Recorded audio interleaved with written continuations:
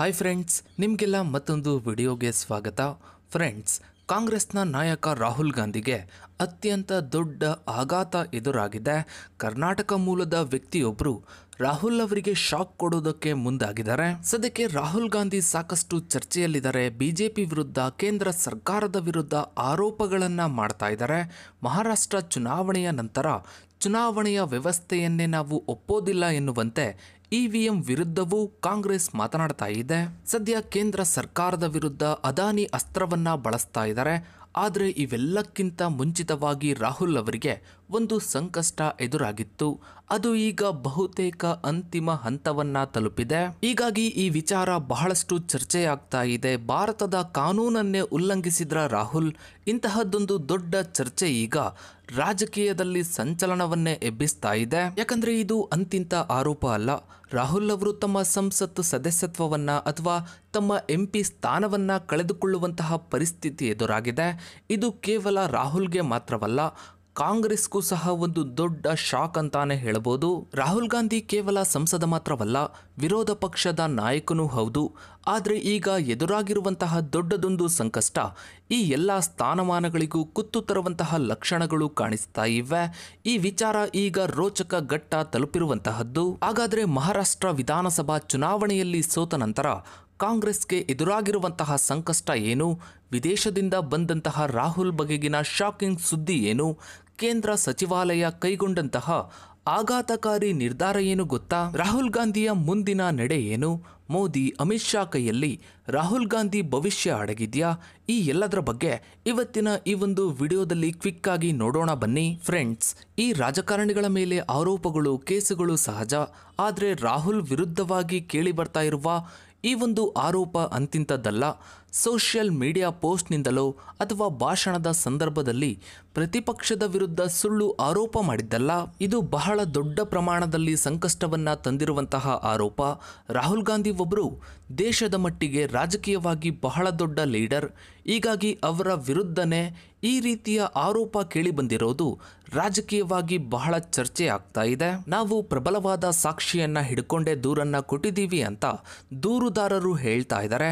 ಅಷ್ಟರ ಮಟ್ಟಿಗೆ ಚರ್ಚೆ ಆಗ್ತಾ ಇರುವಂತಹ ವಿಷಯ ಏನು ಅಂದ್ರೆ ರಾಹುಲ್ ಗಾಂಧಿ ಅವರ ಪೌರತ್ವದ ವಿಚಾರ. ಬ್ರಿಟನ್ ಪ್ರಜೆಯಾದ ಕಾರಣ ಅವರಿಗೆ ಭಾರತದ ಪೌರತ್ವವನ್ನ ಅಸಿಂಧುಗೊಳಿಸಬೇಕು, ಅದು ಭಾರತದ ಪೌರತ್ವ ಕಾಯ್ದೆಯ ಉಲ್ಲಂಘನೆ. ಇಂತಹ ಆರೋಪ ಸಾಬೀತಾಗಿದ್ದೇ ಆದಲ್ಲಿ ದೊಡ್ಡ ಮಟ್ಟದಲ್ಲಿ ಶಿಕ್ಷೆಯಾಗುತ್ತೆ. ಇದಷ್ಟೇ ಅಲ್ಲ, ಸಂಸದ ಸ್ಥಾನವನ್ನು ಕೂಡ ಅನರ್ಹಗೊಳಿಸಲಾಗುತ್ತೆ. ಹೀಗಾಗಿ ವಿರೋಧ ಪಕ್ಷದ ನಾಯಕನ ಸ್ಥಾನವೂ ಹೋಗುತ್ತೆ.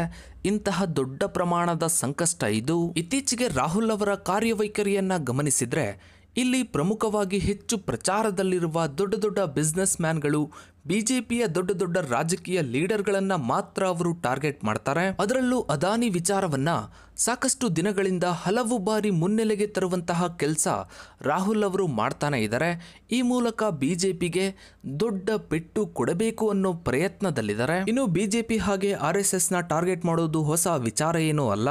ಈಗಾಗಲೇ ಬಿಜೆಪಿ ಅದಾನಿ ಸಮೂಹದಿಂದ ಅಂತರವನ್ನ ಕಾಯ್ದುಕೊಳ್ತಾ ಇದೆ. ಆದರೆ ಗೌತಮ್ ಅದಾನಿ ಬಂಧನ ಆಗಬೇಕು, ಅವರಿಗೆ ರಕ್ಷಣೆ ಕೊಡ್ತಾ ಇರೋದು ಬಿಜೆಪಿ ಅಂತ ಹೊಸ ಆರೋಪವನ್ನ ರಾಹುಲ್ ಗಾಂಧಿ ಮಾಡ್ತಾ ಇರೋದು. ಈಗಿರುವಾಗಲೇ ಈ ವಿಚಾರಗಳು ಮುನ್ನೆಲೆಗೆ ಬರೋದಕ್ಕೂ ಮೊದಲೇ ಸ್ವತಃ ರಾಹುಲ್ ಅವರ ಕುರಿತಾಗಿ, ಅವರ ಪೌರತ್ವದ ವಿಚಾರವಾಗಿ ಬಹಳ ಚರ್ಚೆ ಆಗ್ತಾ ಇತ್ತು. ಈಗ ಮತ್ತೊಮ್ಮೆ ಆ ವಿಚಾರ ಮುನ್ನೆಲೆಗೆ ಬಂದಿದೆ.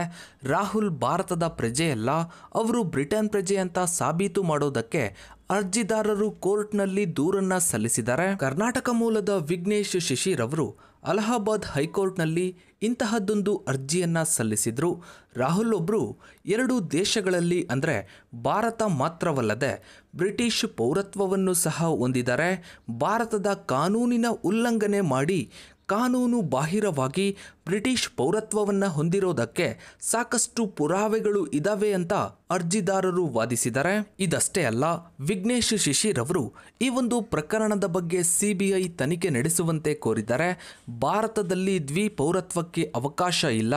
ಒಂದು ವೇಳೆ ಭಾರತದ ಪೌರತ್ವವನ್ನು ಹೊಂದಿರೋರು ಬೇರೆ ದೇಶದ ಪೌರತ್ವವನ್ನು ಹೊಂದಿದ್ದೇ ಆದಲ್ಲಿ ಆ ತಕ್ಷಣವೇ ಅವರ ಭಾರತದ ಪೌರತ್ವ ರದ್ದಾಗುತ್ತೆ. ಒಂದು ವೇಳೆ ಕಾನೂನಿನ ಕಣ್ತಪ್ಪಿಸಿ ಬೇರೆ ದೇಶದಲ್ಲಿ ಪೌರತ್ವವನ್ನು ಹೊಂದಿದ್ರೆ ಅದು ಭಾರತದ ಕಾನೂನಿನ ಉಲ್ಲಂಘನೆ ಆಗುತ್ತೆ. ಈಗ ರಾಹುಲ್ ಅವರ ಮೇಲೆ ಕೇಳಿಬಂದಿರೋದು ಇದೇ ಆರೋಪ. ಈ ಒಂದು ಆರೋಪ ಮಾಡ್ತಾ ಇರೋದು ಇದೇ ಮೊದಲೇನೂ ಅಲ್ಲ. ಬಿಜೆಪಿಯ ಹಿರಿಯ ಮುಖಂಡ ಸುಬ್ರಮಣ್ಯನ್ ಸ್ವಾಮಿ ಅವರು ಈ ವಿಚಾರವನ್ನ ಮೊದಲು ಮುನ್ನೆಲೆಗೆ ತರ್ತಾರೆ. ಪೌರತ್ವ ವಿಚಾರದಲ್ಲಿ ಭಾರತದ ಕಾನೂನು ಉಲ್ಲಂಘನೆ ಮಾಡಿದರೆ ಅಂತ ಆರೋಪಿಸಿ 2019ರಲ್ಲೇ ಕೇಂದ್ರ ಗೃಹ ಸಚಿವಾಲಯಕ್ಕೆ ಸ್ವಾಮಿಯವರು ಪತ್ರವನ್ನ ಬರೆದಿದ್ರು. ಆದರೆ ಕೇಂದ್ರ ಇದರ ಬಗ್ಗೆ ಯಾವುದೇ ಕ್ರಮ ಕೈಗೊಂಡಿಲ್ಲ ಅಂತ ಸ್ವಾಮಿ ಆರೋಪ ಮಾಡ್ತಾರೆ. ಜೊತೆಗೆ ಮೋದಿ ಹಾಗೂ ಅಮಿತ್ ಶಾ ಅವರ ವಿರುದ್ಧವಾಗಿ ಆಕ್ರೋಶವನ್ನ ಹೊರಹಾಕ್ತಾರೆ. ಹೀಗಾಗಿ ಸ್ವಾಮಿಯವರು ಕೆಲವೇ ತಿಂಗಳ ಹಿಂದಷ್ಟೇ ಅಂದರೆ ಇದೇ ವರ್ಷದ ಆಗಸ್ಟ್ನಲ್ಲಿ ರಾಹುಲ್ ಅವರ ಭಾರತೀಯ ಪೌರತ್ವವನ್ನ ಪ್ರಶ್ನಿಸಿ ದೆಹಲಿ ಹೈಕೋರ್ಟ್ ಮೆಟ್ಟಿಲೇರ್ತಾರೆ. ಈ ವಿಚಾರವಾಗಿ ನಿರ್ಧಾರವನ್ನ ಕೈಗೊಳ್ಳುವಂತೆ ಗೃಹ ಸಚಿವಾಲಯಕ್ಕೆ ನಿರ್ದೇಶನ ನೀಡಬೇಕು ಅಂತ ಕೋರ್ತಾರೆ.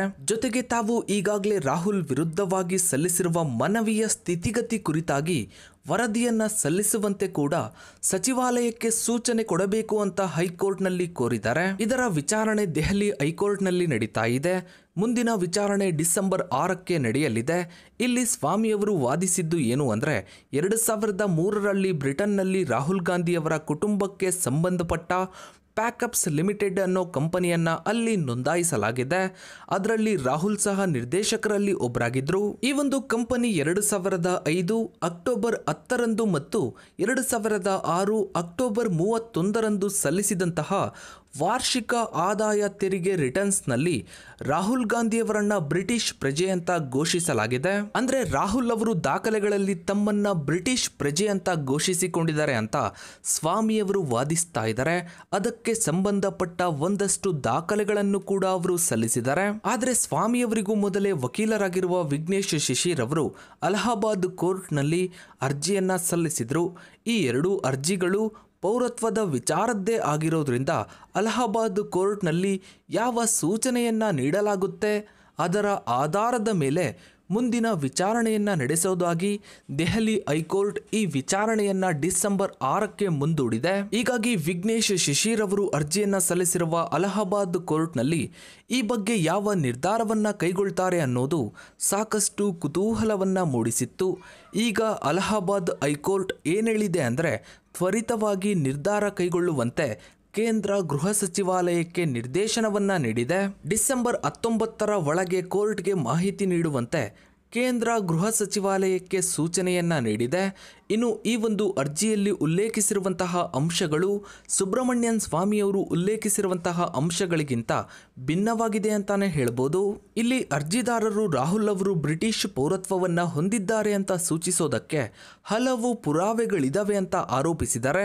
ಇದಷ್ಟೇ ಅಲ್ಲ, ಮತ್ತೋರ್ವ BSS ಶರ್ಮಾ ಅನ್ನೋರು ಮಾಡಿರುವಂತಹ ಹಿಂದಿನ ವಿಚಾರಣೆಯ ಭಾಗವಾಗಿ UK ಸರ್ಕಾರದಿಂದ ಪಡೆದಂತಹ ಮೇಲ್ಗಳನ್ನು ಸಹ ಅವರು ಉಲ್ಲೇಖಿಸಿದ್ದಾರೆ. ಅಂದರೆ ಅರ್ಜಿದಾರರ ಪ್ರಕಾರ ರಾಹುಲ್ ಗಾಂಧಿಯವರ ಪೌರತ್ವದ ಮಾಹಿತಿಗಾಗಿ ಶರ್ಮಾ ಅವರು 2022ರಲ್ಲೇ UK ಅಧಿಕಾರಿಗಳನ್ನು ಸಂಪರ್ಕಿಸಿದ್ದರಂತೆ.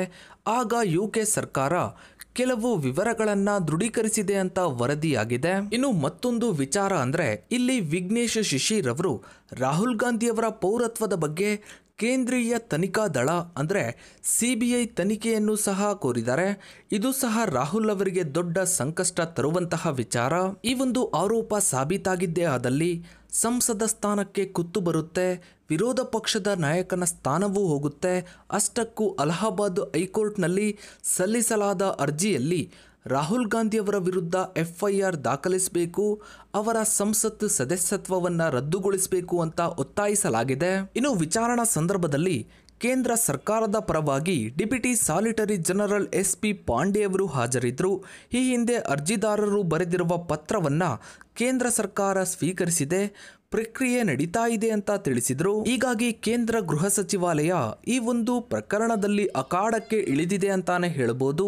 ಇಲ್ಲಿ ಕೋರ್ಟ್ ಡಿಸೆಂಬರ್ 19ರ ಒಳಗೆ ಇನ್ನಷ್ಟು ಮಾಹಿತಿಯನ್ನ ಕೇಳಿದೆ. ಅಲ್ಲದೆ ಪ್ರಕರಣದ ವಿಚಾರಣೆಯನ್ನ ಡಿಸೆಂಬರ್ 19ಕ್ಕೆ ಮುಂದೂಡಲಾಗಿದೆ.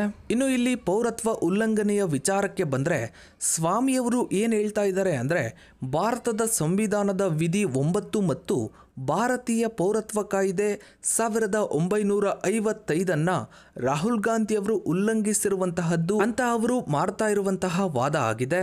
ಹೀಗಾಗಿ ಅವರು ಭಾರತೀಯ ಪೌರತ್ವವನ್ನ ಕಳೆದುಕೊಳ್ಬೇಕು ಅಂತ ವಾದಿಸ್ತಾ ಇದ್ದಾರೆ. ಇನ್ನು ಮತ್ತೊಂದು ಕಡೆ ವಿಘ್ನೇಶ್ ಶಿಶಿರ್ ಅವರು ರಾಹುಲ್ ಗಾಂಧಿ ಅವರು ಬ್ರಿಟಿಷ್ ಪ್ರಜೆ ಆಗಿದ್ದಾರೆ, ಹೀಗಾಗಿ ಸಂವಿಧಾನದ 84A ವಿಧಿಯ ಅಡಿಯಲ್ಲಿ ಚುನಾವಣೆಯಲ್ಲಿ ಸ್ಪರ್ಧಿಸೋದಕ್ಕೆ ಅವರು ಅನರ್ಹರು ಅಂತ ಪ್ರತಿಪಾದಿಸ್ತಾ ಇದ್ದಾರೆ. ಒಟ್ಟಾರೆಯಾಗಿ ಈ ಒಂದು ಅರ್ಜಿಯಲ್ಲಿ ದೂರಿನ ಜೊತೆಗೆ ಈ ಹಿಂದೆ ಕೇಂದ್ರಕ್ಕೆ ಏನು ಪತ್ರವನ್ನ ಬರೆದಿದ್ರೋ, ಮನವಿಯನ್ನ ಮಾಡ್ಕೊಂಡಿದ್ರೋ, ಆ ಬಗ್ಗೆ ಯಾವ ರೀತಿಯ ಕ್ರಮ ಕೈಗೊಂಡಿದ್ದಾರೆ ಅಂತ ಕೋರ್ಟ್ ಮೂಲಕ ಮನವಿಯನ್ನ ಸಲ್ಲಿಸಲಾಗಿದೆ. ಹೀಗಾಗಿ ಕೇಂದ್ರ ಸಚಿವಾಲಯ ಈ ಬಗ್ಗೆ ಯಾವ ರೀತಿಯ ಕ್ರಮವನ್ನ ಕೈಗೊಳ್ಳುತ್ತೆ ಅಥವಾ ಕೈಗೊಂಡಿದೆ ಅನ್ನೋದ್ರ ಬಗ್ಗೆ ಕೋರ್ಟ್ಗೆ ತಿಳಿಸಬೇಕಾಗಿದೆ. ಇದಿಷ್ಟು ಈ ಒಂದು ಪ್ರಕರಣದ ಮಾಹಿತಿ. ಇನ್ನು ಇದರ ಬಗ್ಗೆ ನಿಮ್ಮ ಅನಿಸಿಕೆ ಅಭಿಪ್ರಾಯಗಳನ್ನು ತಪ್ಪದೆ ಕಮೆಂಟ್ ಸೆಕ್ಷನ್ ಅಲ್ಲಿ ಕಮೆಂಟ್ ಮಾಡಿ. ಹಾಗೆ ವಿಡಿಯೋಗೊಂದು ಲೈಕ್ ಮಾಡ್ತಾ ವಿಡಿಯೋನ ಆದಷ್ಟು ಎಲ್ಲ ಕಡೆ ಶೇರ್ ಮಾಡಿ. ನೀವಿನ್ನು ನಮ್ಮ ಚಾನಲ್ಗೆ ಸಬ್ಸ್ಕ್ರೈಬ್ ಆಗಿಲ್ಲ ಅಂದರೆ ಕೆಳಗಡೆ ಕಾಣೋ ಸಬ್ಸ್ಕ್ರೈಬ್ ಬಟನ್ನ ಕ್ಲಿಕ್ ಮಾಡಿ. ಹಾಗೆ ಪಕ್ಕದಲ್ಲಿ ಕಾಣೋ ಬೆಲ್ ಐಕನ್ ಕೂಡ ಕ್ಲಿಕ್ ಮಾಡಿ. Thanks for watching.